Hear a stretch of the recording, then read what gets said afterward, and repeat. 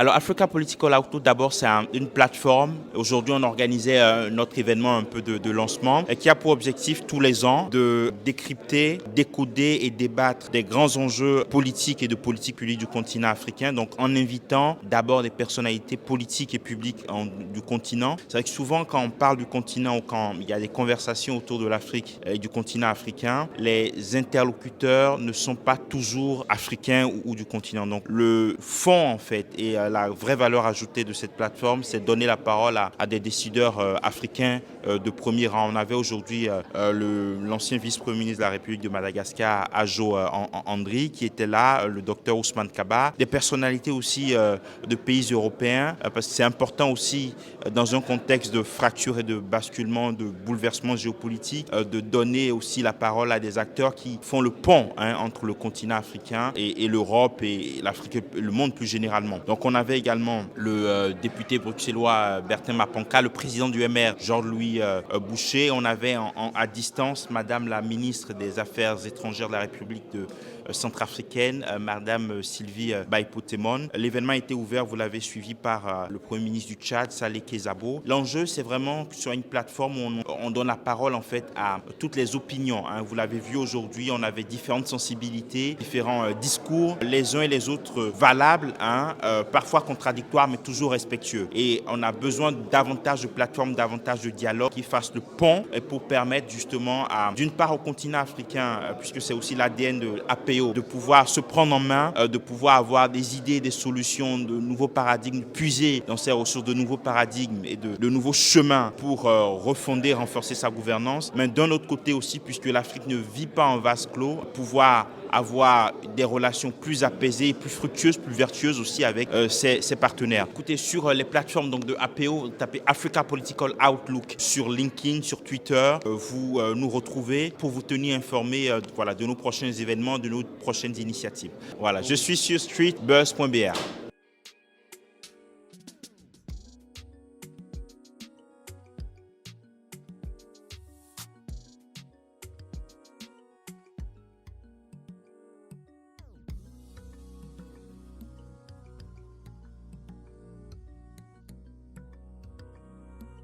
Alors je pense que ce genre d'événement est l'opportunité idéale pour nous les jeunes de pouvoir nous faire entendre et de pouvoir donner notre avis parce que la plupart des jeunes, ils ont envie de s'exprimer par rapport à toutes les problématiques liées au continent africain mais qu'on n'a pas parfois l'opportunité. Et ce genre d'événement qui a été organisé aujourd'hui est l'opportunité idéale de pouvoir donner notre pensée, de pouvoir échanger avec des personnes qui sont dans le milieu et qui peuvent aussi nous donner des conseils. Du coup, ça nous permet nous aussi de voir l'idée que les gens ils ont de notre continent et de pouvoir nous aussi donner l'idée que nous avons et de nous faire entendre. Je pense qu'aujourd'hui, il faut être très clair. L'avenir de l'Afrique doit aussi passer par sa classe politique, les différentes classes politiques nationales et par la jeunesse. Donc il faut un projet. Donc je comprends souvent les attaques par rapport à des influences extérieures. Ok, je ne nie même pas nécessairement qu'il y ait à l'un ou l'autre moment des difficultés, mais le point de départ, ça doit être un projet qui parte des différents pays et qui commence par quoi? Par se dire que pour en tout cas les pays qui peuvent compter sur des ressources naturelles, eh bien de pouvoir transformer ces ressources naturelles pour créer la valeur dans le pays d'origine plutôt que d'assister à ce à quoi on assiste aujourd'hui, c'est-à-dire des ressources naturelles qui sont directement envoyées à l'étranger où la valeur finalement est faite à l'étranger. Un autre enjeu majeur sera celui de l'énergie puisque de nombreuses régions d'Afrique ont des capacités en matière de développement d'énergie propre, d'énergie renouvelable et donc ça va être un enjeu de partenariat. Mais la clé de tout cela, c'est quoi? C'est que les relations entre les pays africains et les pays européens doivent se faire d'égal à égal.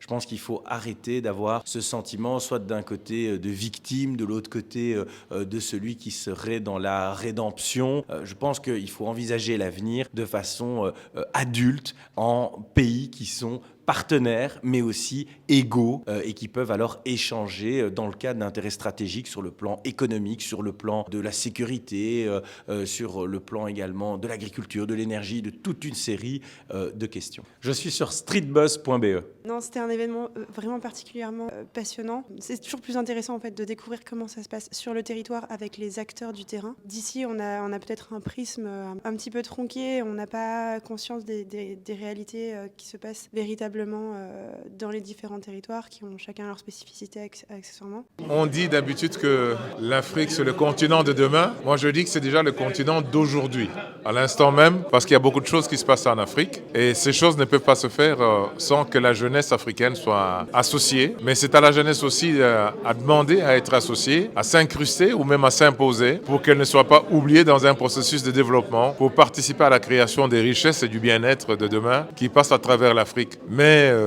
nous savons aussi que dans cette jeunesse, elle se trouve aussi dans la diaspora, où la diaspora est essentiellement de plus en plus composée des jeunes et que ces jeunes, on voudrait le voir s'impliquer davantage et que tous les dirigeants de demain doivent, dans leur calcul, le modèle de développement, intégrer cette jeunesse de la diaspora dans l'équation du développement de l'Afrique de demain, particulièrement pour le Congo. Organiser un événement de qualité, de cette qualité, à cet endroit, rappelons que nous sommes au cercle d'Émeraude, qui est un cercle privé, nécessite un investissement financier. Donc c'est pour ça que je tiens à féliciter les organisateurs. Derrière ça, il y a des gens qui se sont réunis, qui ont pris des contacts avec les intervenants, n'est-ce pas? Je tiens à les remercier, à les encourager, à leur demander de continuer à multiplier ce genre d'événements qui nous permettent de confronter nos idées les uns aux autres. Et c'est dans la confrontation du choc des idées, dit une expression, jaillit la lumière, du choc des idées et des affirmations ou des informations qui nous sont données. C'est de là qu'on trouvera une solution pour une meilleure